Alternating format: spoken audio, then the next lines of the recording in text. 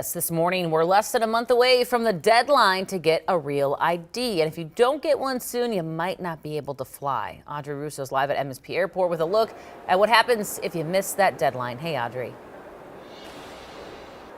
Hey, Alicia. Yeah, you may not be able to get on the flight wherever you're going. Now, I checked the latest numbers from the state and I saw that only about 40% of Minnesotans have a real ID. So that's fewer than half, and we've got 28 days to go until the real ID enforcement begins. So if you're part of that 60% and you use your driver's license as your main form of ID to get on a plane, tick-tock, y'all, time is running out.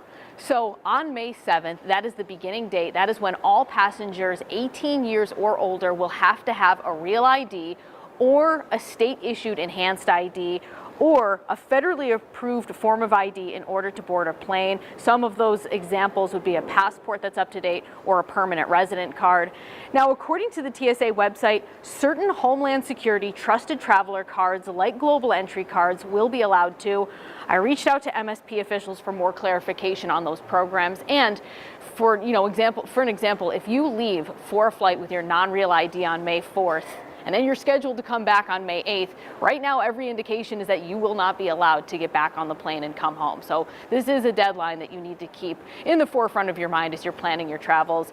Now, what if you have the CLEAR program? Well, if you're a part of that, I went on their website and I saw the same message, the same wording posted on their website as I saw on all of the federal travel websites, which say you need to have a real compliant ID in order to board a domestic flight. So obviously a lot of considerations here.